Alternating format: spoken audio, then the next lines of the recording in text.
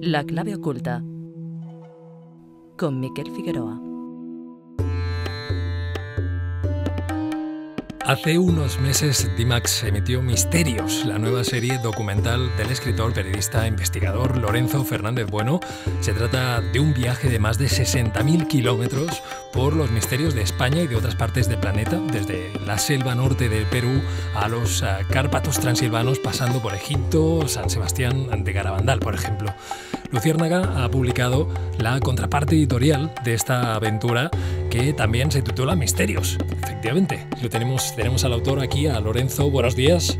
¿Qué tal? Buenos días, ¿cómo estás? Bien, pues muy bien, encantado, Lorenzo, de volver a hablar contigo. Siempre es un placer pues tener algún trabajo aquí entre mis manos, algún libro de los que has escrito, de los que escribes, y poder hablar de todo ello. Hoy hablamos pues de esta aventura que no es solo editorial, sino que, como decía, pues y como la gente ya sabe, es una serie documental que se ha emitido a principios de este año, ¿verdad? Sí, efectivamente, se estuvo emitiendo desde finales de enero. Bueno, eran 4 capítulos, porque yo creo que si hubiéramos hecho más, seguramente alguno de nosotros no hubiera vuelto a esos viajes, literalmente, porque hubiéramos acabado extenuados. Pero sí, como dices, se emitió a primeros de año. Claro, porque cada capítulo son 4 reportajes. Es decir, que son 4 por 4, 16, muchísimos kilómetros, como decía, varios meses que os pegasteis, creo, durante el año pasado, ¿verdad? Grabando, acercándose al lugar de los hechos, entrevistando allí a personas, a testimonios, pero también llevando a vuestros expertos con vosotros. Te quería preguntar, ¿se corresponden con los capítulos del libro, los capítulos de la serie? Sí, efectivamente, podemos decir, se ha añadido en el libro, porque, bueno, en principio eran 16 los temas que se iban a tocar, pero bueno, ya sabes, cuando empiezas con una serie de estas características que te va llevando de una parte a otra del planeta, hay lugares donde las facilidades son absolutas y otros donde prácticamente lo único que te encuentras son dificultades, ¿no? Por lo tanto, lo que sí hubo es que cambiar algunos de los contenidos que íbamos a tocar y, bueno, como ya lo teníamos trabajado, a pesar de que no salieron en televisión y fueron sustituidos por otros temas, lo que sí hicimos fue meter tanto los nuevos como los que no tocamos dentro del libro. Por eso en el libro realmente no estamos hablando de 16, sino que creo que al final han salido como 20 más o menos. Sí, por ahí va la cosa. Pues te quería preguntar, porque llevas tú muchos años ya viajando en busca de enigmas. Yo te conozco en esa faceta, sobre todo de eso, pues de viajero incansable. Hemos hablado de otros libros donde expones tus viajes e investigaciones. De hecho, incluso a nivel de serie documental de televisión, hiciste el Enigmas de nuestra historia, tampoco hace demasiado. Te quería preguntar qué diferencia hay entre esta nueva aventura, entre misterios y todo lo que has hecho antes, y en particular con Enigmas de nuestra historia. Bueno, Enigmas de nuestra historia, digamos que era una serie más monográfica, ¿no? Se partía precisamente de eso, ¿no? De ir buscando grandes enigmas que a lo largo de la historia han tenido una vinculación muy profunda con nuestro país y que a partir de ahí lo que hacíamos era salir al resto de países donde este enigma en concreto, se llamase Mesa de Salomón, se llamase Atlántida o cualquier otro concepto, ¿no? Muy conocido dentro del ámbito de los enigmas históricos, pues viajábamos a los países donde de una forma u otra había tenido su origen, su procedencia o donde había pasado. Por lo tanto, era una serie prácticamente monográfica. Si empezábamos con el Grial, podíamos recorrer gran parte del norte de España, terminar en Valencia, ir a Jerusalén, pero siempre con el concepto de Grial. En cuanto a la serie Misterios, es totalmente diferente. Misterios son 4 reportajes, como tú decías anteriormente, por capítulo. Prácticamente en cada reportaje, en cada capítulo, había 4 países diferentes, con la dificultad que ello acarrea, porque imagínate que empiezas estando en México y terminas ese mismo capítulo estando en Bosnia y Herzegovina, con lo cual el trasiego fue tremendo, pero sí te digo que para mí, si bien es cierto que Enigmas de nuestra historia era una serie quizás con, bueno, pues unas características más propias, ¿no?, de las que se hacen especialmente en Estados Unidos, ¿no?, donde tienes mucho total de gente experta, donde el presentador va vehiculando tanto recreaciones como lo que es el montaje final del capítulo. En el caso de Misterios, yo me identifico mucho más con Misterios, es decir, Misterios es reportaje en estado puro, ¿no?, es ir a los sitios, entrevistar a la gente. Ahí no tuvimos totales como en Enigmas de nuestra historia, sino que realmente a los expertos, como ellos sabían más que nosotros de los sitios a los que íbamos, nos los llevamos puestos.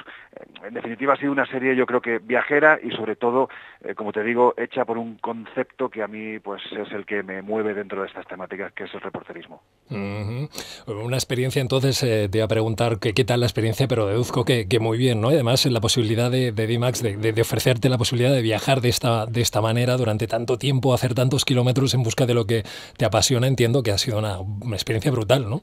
Bueno, es una experiencia, es que con palabras no se puede describir, ya te lo digo, porque realmente ha sido extraordinaria en todos los sentidos. Piensa además que el equipo con el que voy es un equipo que llevamos trabajando juntos desde que hace ya muchos años, en 2011, empezamos un proyecto en la Autonómica de Madrid, en Telemadrid, que se llamaba Rastreadores de Misterios. Sí. Desde entonces, el mismo equipo venimos trabajando juntos, con lo cual esto al final se ha convertido, tantos meses de convivencia, de viaje, es como una especie de gran hermano, pero bien avenido. Por lo tanto, pues digamos que si surgen problemas, que siempre surgen, el equipo al unísono como un solo hombre casi, pues salimos adelante de los apuros, las alegrías las vivimos juntos, y especialmente pues un poco cuando ya terminas el producto, lo ves que se emite, ves cómo ha quedado, es un poco el hijo de todos, ¿no?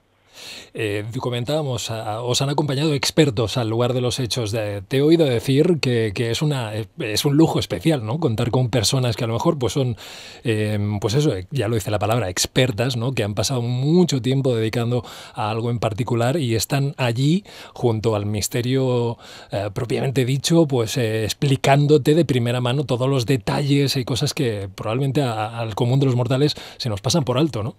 Claro, es que es fundamental, ¿no? Porque en esto de la televisión, evidentemente, si a ti te ha tocado el papel de presentar el programa, de, bueno, pues ser la cara que muestra a la gente lo que vas a buscar, claro, yo puedo defender una idea o argumentar un viaje o el por qué lo estamos haciendo, pero lógicamente no pesa lo mismo que si a mi lado está la persona que lleva 20 años estudiándolo y nos ofrece sus conclusiones y nos aporta pues sus opiniones y nos presenta a la gente con la que él lleva trabajando desde hace años en los sitios a los que nos acercamos.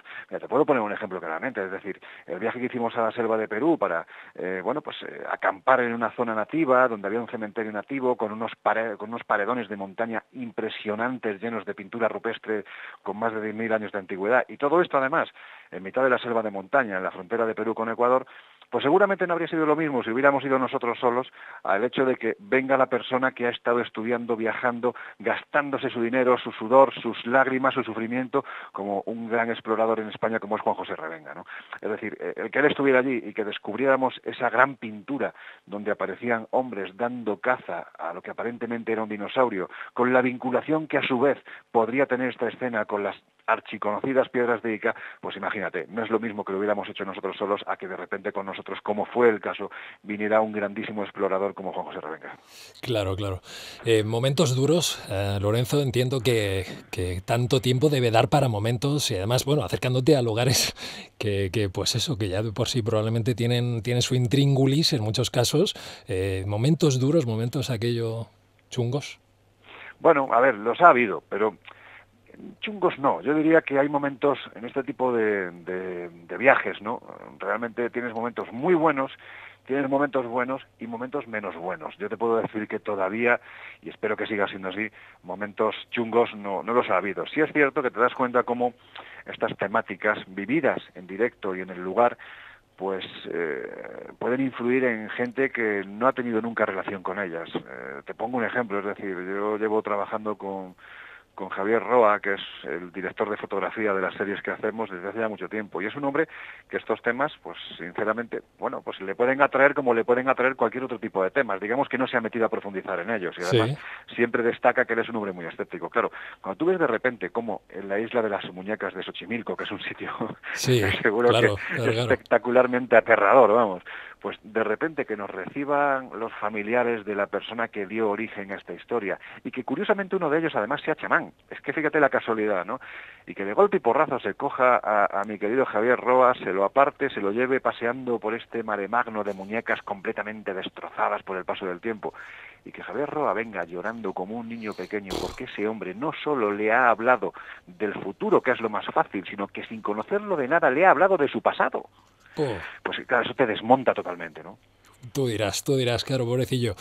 No sé si es Javier o alguien más quien se ha dedicado también a hacer fotografías, porque habéis recogido un gran número de fotografías que están algunas de ellas en el libro. Sí, efectivamente. A ver, la idea que teníamos cuando hicimos este libro, pues lo que era un complemento de la serie, y en cierto modo también era contar lo que en televisión no se ve, es decir, es una especie de making of, ¿no? De anecdotario de viaje, porque hay cosas que lógicamente, simplemente por el lenguaje que tiene la televisión, no puedes tratarlas de la misma forma, ¿no? En la tele que en un libro. Bueno, pues se convirtió en eso, en un diario de viaje este libro, y evidentemente el objetivo desde el principio, puesto que la editorial apostó porque el producto tuviera una calidad de primera, es decir, el papel es una maravilla, es un papel casi fotográfico, evidentemente tenía que tener buenas fotografías. Si tú tienes un papel de estas características y la fotografía es mala, destaca todavía más. Por lo tanto, Claro, claro. lo que hicimos desde el principio fue tomárnoslo muy en serio, y de hecho de los 3 fotógrafos que tenemos en el equipo, pues prácticamente los 3 estaban en todo momento, una vez que terminábamos los rodajes, sacando fotografías, pensando en el producto que iba a salir. Pues bien, sí, efectivamente queda un producto muy bonito, a todo color, que acompaña pues efectivamente al texto y te transporta de alguna manera. Y te pido que nos transportes un poquito, Lorenzo, a Garabandal, lugar marcado, probablemente la gente ya lo sabe, por ciertas apariciones de algo, niños que son testigos de eso, de una aparición que ellos identifican con la Virgen, pero explicas que el fenómeno es más antiguo. Vamos a ver, Garabandal se podía tocar de diferentes formas, ¿no? Porque evidentemente la gran mayoría de los estudiosos de estos temas saben que en el año 1961 4 niñas que van paseando en los alrededores de esta pequeña aldea que se encuentra en los Montes Cántabros, pues en lo alto de un árbol observan una luz. A partir de ahí esa luz cobra una forma, es el arcángel San Miguel, que le anuncia la venida días después, ni más ni menos que de la propia Virgen del Carmen, que ellas mismas esos días después aseguran haber visto. Bueno, pues esto evidentemente genera todo un movimiento mariano, cientos, miles de personas acuden a la aldea de San Sebastián de Garabandal para enfrentarse a lo luminoso, se producen éxtasis, dicen que se producen levitaciones, incluso muertes también se llegan a producir en el lugar, pero no pasa de ser una aparición mariana, que quizás en España no es tan conocida, pero fuera de España estamos hablando, seguramente por volumen de seguimiento, de la tercera aparición mariana más importante de la historia después de Fátima y Lourdes, que es decir bastante, ¿no? Sí. Claro, podríamos tocarlo de esta forma, que siempre se ha tocado así, o darle una vuelta de tuerca. ¿Por qué? Bueno, pues nosotros pensamos que el fenómeno de las apariciones es un fenómeno mucho más antiguo. Solo tienes que irte al lugar donde se producen, que es la Peña Sagra. La Peña Sagra era la peña sagrada de los 7 clanes que habitaban en los 7 valles cántabros hace cientos de años. De hecho, ahí hay una serie de oquedades, de cuevas. Todos sabemos que en Cantabria hay muchas cuevas con arte rupestre. En fin, Altamira está ahí, ¿no?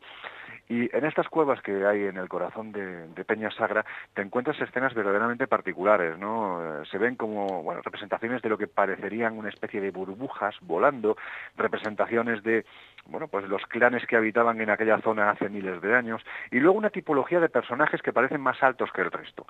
Bueno, pues nosotros, siguiendo esta línea, nos fuimos a la otra vertiente de las apariciones de Garabandal y nos encontramos ni más ni menos que completamente cubierto por la vegetación, con un menhir que está orientado directamente a la cumbre de la Peña Sagra, para que en determinados días, bien fuera solsticios, equinoccios, el hombre de poder, el chamán, en el pasado, llevara a cabo sus ritos. Por lo tanto, ese lugar ya estaba sacralizado hace miles de años. Podemos imaginar al chamán hace 5.000 años, en pleno calcolítico, haciendo su ritual, y que de repente esas esferas que estaban representadas en el arte rupestre se manifestaran. Evidentemente, para él, hace 5.000 años, eran sus dioses. Para nosotros, en el año 61, por el contexto sociocultural y sobre todo religioso en el que se produce, es la Virgen del Carmen. Pero el fenómeno es mucho más antiguo. Y hoy, a lo mejor, para algunos serían los extraterrestres. Que se lo pregunten, si no, a Emilio Ruiz Oribe, al que tuvimos la oportunidad de entrevistar, un minero de Puente San Miguel que cada día bajaba a 1.000 metros de profundidad en la mina de Santa Amelia. Es decir, es un hombre al que le pregunté, ¿a usted no le daba miedo eso? Y me decía, no, yo bajaba todos los días. Y claro, le pregunté, ¿y qué fue lo que le pasó a usted en diciembre del 77 para que todavía hoy, al recordarlo, le dé miedo? O sea, estamos hablando, Miguel, del testigo perfecto. Es decir, es un hombre valiente, un hombre de un entorno rural con una nobleza rotunda, que no tiene por qué mentir, porque realmente lo que le ha provocado ha sido más problemas que alegrías el contar esta historia. Y no te haces una idea la sensación que se puede llegar a tener con un testigo de estos cuando él te dice que un día de repente amanece, o él cree que amanece, se levanta como cada día, se extraña porque el despertador no ha sonado, y cuando levanta la cabeza y mira a la ventana se da cuenta de que hay un hombre alguien que está mirándolo en cuclillas. El problema es que su ventana se encuentra a 2 metros del suelo, por lo tanto, ¿cuánto demonios mide este personaje? Claro, en ese momento recuerdo la frase, fíjate, es que fue una frase que te da la idea de la autenticidad de este caso. Le dije, Emilio, ¿y usted qué pensó entonces? Dice, yo me tapé con la sábana y dije, Emilio, que la cascas. O sea, fíjate la autenticidad del testimonio. El hombre se intenta proteger con una sábana. Cuando se quita la sábana se da cuenta de que ese ser se está encaminando hacia una potentísima luz que hay en mitad de la plaza de Puente San Miguel, que él ha identificado minutos antes, ni más ni menos que con el sol que amanecía, y al asomarse se da cuenta de que justo enfrente, en la farmacia que está enfrente de su casa, también Balbina Pascual, una vecina, se ha asomado a la ventana creyendo también que había amanecido. Es decir, evidentemente cuando le preguntabas, Emilio, ¿y de dónde cree usted que venía esto? Esto, pues yo qué sé, de otro planeta. Bueno, quién sabe si estamos hablando del mismo fenómeno que en el 61 se aparece Garabandal y hace 5.000 años se le aparece al chamán en Peñasagra. Claro. Y cada uno pues dándole su explicación, digamos. Lógicamente, su interpretación, claro. Claro. Bueno, por lo que dices, podría ser un ser gigante y hablas de gigantes también cuando te diriges a Egipto. En este caso visitasteis la necrópolis de Saqqara, que haces una afirmación muy potente. Dices que es más alucinante incluso para ti que la propia pirámide. Esto es decir mucho, ¿eh? Sí, lo es. Mira, de hecho, además, el domingo pasado, el sábado pasado estaba de nuevo allí, porque es un sitio que a mí particularmente me atrae muchísimo. ¡Qué suerte! Sí, no me puedo quejar, la verdad, no me puedo quejar porque, en fin, son sitios que yo creo que merece la pena, para los amantes del misterio, merece la pena visitar una vez en la vida. Y yo he tenido ya la oportunidad de ir varias veces, concretamente a este Serapeum. El Serapeum es un sitio que pasa completamente desapercibido. Bueno, evidentemente no entra en rutas turísticas, porque la gente cuando va al recinto funerario del rey Zoser, donde se encuentra la pirámide de Saqqara, se conforman con ver eso. En todo caso, como muchísimo se acercan a la pirámide de Teti, que está muy cerca. A la gente le gusta meterse en pirámides, salen, en fin, se cansan y se van. Pero nadie piensa que 1 kilómetro desierto adentro de la pirámide de Saqqara hay un lugar único en el mundo, único. Tan impactante que seguramente es más impactante que la mismísima pirámide de Keops. Es un sitio que te tienes que meter debajo de las arenas del desierto, prácticamente está a unos 10 metros de profundidad, y de repente se abre una red de galerías inmensa, o sea, son túneles donde aparecen a cada lado de las galerías, de los pasillos que recorren las galerías, hasta 24 capillas que están 1,5 metros por debajo del nivel que tú estás pisando, por el debajo del nivel de la galería, y donde hay unos sarcófagos de un tamaño tan bestial que todavía hoy no se sabe cómo demonios se desplazaron por esos túneles subterráneos y se colocaron 1,5 metros cuando estamos hablando de granito. Cada sarcófago, para que te hagas una idea, pesa 80 toneladas y la tapa otras 40 toneladas más. Es decir, es una auténtica barbaridad. Nosotros, siguiendo la estela precisamente de lo que dicen los mitos, ¿no? Que pues prácticamente antes del faraón Menes, que es el faraón de la primera dinastía, en la época predinástica, y durante 6.000 años, es decir, desde el 10.000 y pico, de ahí 6.000 años hasta el 4.000 y pico, 5.000 antes de Cristo, pues lo que dicen los mitos es que Egipto es gobernado por una suerte de semidioses. Se habla de una especie de gigantes, ojo, por aquel entonces una persona que mediera 2 metros era un gigante, que además tenían aspecto leónido, es decir, mucha barba y mucho pelo.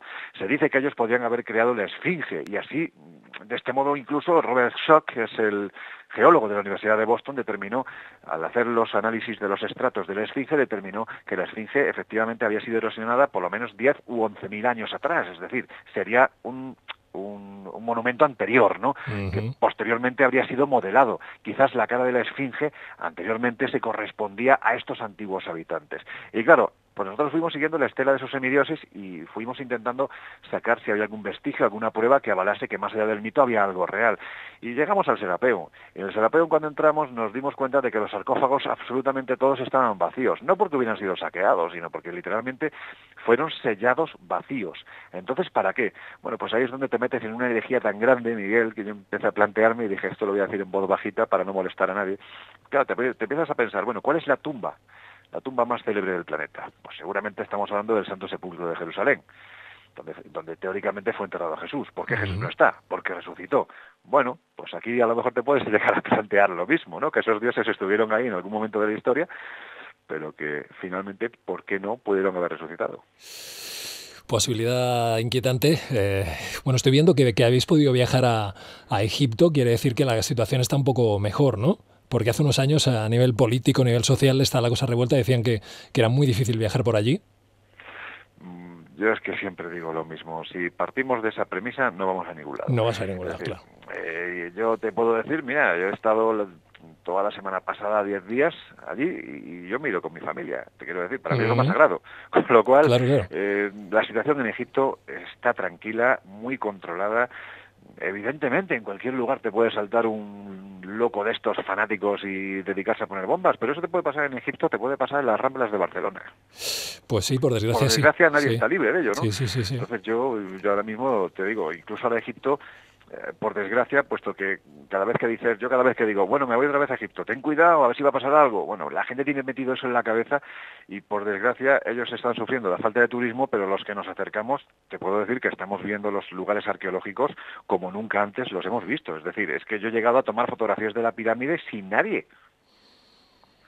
Quiero decir que es una gozada para los que nos vamos un poquito más allá del turismo, ¿no? Que intentamos viajar como viajeros y buscar la documentación que vamos precisamente, valga la redundancia, buscando. Pues claro, la situación ahora mismo para nosotros es ideal, pero es injusta, porque realmente Egipto ahora mismo es un sitio posiblemente de los más protegidos que tienes en el norte de África. Pues está bien saberlo, decirlo y que la gente pierda un poco el miedo, ¿no? Y que les va muy bien que haya turismo por allí, o sea que bueno. Y tengo entendido también, hablando de tumbas, que visitaste una tumba que te hizo especial ilusión, la tumba ni más ni menos que de Drácula. Eres un poco, has llegado a decir, friki con este tema, ¿es así? No, un poco no, mucho.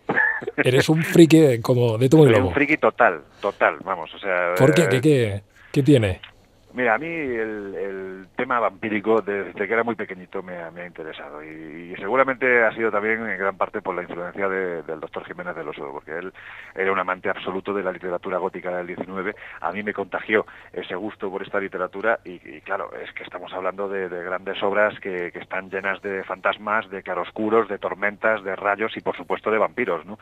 Entonces a mí el tema del vampirismo siempre me ha gustado mucho, sobre todo desde el punto de vista literario y claro, al que le guste eso, obviamente no puedes dejar a un lado la gran novela, ¿no?, del neogótico que es Drácula de Bram Stoker, ¿no? Pues eso, una cosa me lleva a la otra, ¿no? Realmente la novela me lleva al personaje, al Vlad el Empalador, a este príncipe rumano del siglo XV, y a interesarme por su figura. Y me fascina tanto, bueno, pues que te puedo decir que los 3 últimos años he ido para allá y ahora dentro de 12 días creo que me vuelvo a ir otra vez para allá. O sea que porque me fascina la figura y estar delante de la tumba de ese personaje, aun sabiendo que no está allí enterrado, porque cuando se realizaron algunas excavaciones se llegó a la conclusión de que allí lo que había, pues aparte de varios huesos de perros y la quijada de un burro, no había nada más. Pero bueno, es un lugar mítico, legendario. Yo creo que los que nos dedicamos a estos temas tenemos una facilidad extraordinaria para mitificar estos lugares, ¿no? Y estar en el monasterio de Snagov, que está en mitad de una isla, que tienes que llegar por un puente atravesando un bosque profundo, donde dicen que detuvieron y cortaron la cabeza de este personaje, llegar allí, sentirte en la soledad del lugar porque prácticamente allí no va nadie, también por desconocimiento posiblemente, bueno, pues son lugares apetecibles en los que somos muy frikis como yo, pues empezamos a salivar como el perro de Pavlov. Bueno, y qué envidia que ya te vas la semana que viene para allá otra vez. No paras, ¿no? Por suerte. Bueno, yo intento no parar, porque es que, mira, he estado 4 meses prácticamente sin hacer muchos viajes y me han empezado a doler hasta los dedos de los pies, ¿no? Y yo creo que es que somatizo directamente cuando no estoy de viaje, ¿no? Y bueno, pues en fin, sí que al final yo creo que el viajar a lugares como estos, si tienes la oportunidad, y es un privilegio, ¿no? Lógicamente, por mi trabajo, pues si tienes la oportunidad de viajar es que primero te das cuenta de lo poquito que sabes, te vuelves mucho más humilde, empiezas a valorar mucho más las cosas, aprendes y eres tolerante con culturas diferentes a la tuya. Es que yo creo que el ejercicio de viajar tendría que ser casi una imposición para todo el mundo. Bueno, bien. ¿En qué estás ahora, Lorenzo? ¿Estás, pues dices, por curro? Antes de entrar en antena también me decías que estabas currando. No paras, ¿no? ¿Alguna cosa que podamos decir? ¿Algún proyecto que esté aquí en ciernes? Bueno, hay varios que por suerte están a puntito, ¿no? Ya estamos cociendo, estamos a punto de meterlos en el horno y dentro de poco tendremos ese pan maravilloso, ¿no? Que es el producto final. Pero vamos, yo sí pido a los oyentes que a partir de septiembre o octubre que nos busquen en radio, que nos van a encontrar, ahí estaremos y también, por supuesto, estamos ya preparando la siguiente temporada, ¿no?, de Discovery, la nueva serie, que va a ser muy diferente. Yo creo que va a ser, es una evolución, ¿no?, tanto a enigmas de nuestra historia como a misterios. Creo que es todavía más la representación de lo que somos este equipo de locos, ¿no?, que desde hace años viajamos por el mundo buscando misterios, y bueno, pues ahí empezamos ya, o sea que y por supuesto, pues en fin, lo que es seguiré aquí. Vamos a hacer también una serie de cambios que van a gustar bastante, creo, tanto con Año Cero como con Enigmas, o sea que bueno, en fin, sin estarse quieto, yo no me puedo estar quieto. Pues qué bien y qué suerte, que vayas viajando a los lugares, que es tu naturaleza, como tú dices, ya no puedes hacer otra cosa, y qué suerte que puedas, qué suerte, no, que bueno, que te lo trabajas y que lo haces y que lo explicas, nos traes estos lugares que encontramos en la serie de D-Max, en Misterios, y en el libro del mismo nombre, Misterios, un librazo, como decíamos, a todo color, con estas informaciones y todos estos comentarios de Lorenzo, pues que enriquecen muchísimo y hacen que llegue mucho más al lector. Un placer, Lorenzo, como siempre, estaremos atentos y vamos hablando. Pues el placer ha sido mío y te agradezco de verdad que una vez más te hayas acordado de este loco que en fin, que a veces se le va un poco la olla con estos temas, por lo cual siempre pido perdón, pero es que, en fin, yo creo que se me nota que me apasionan, ¿no?, estas temáticas. Una suerte que estés ahí para contarlo, además de esta manera, que lo vivas así, que lo transmitas. Te mando un abrazote y hasta pronto. Un abrazo fuerte, estamos en contacto.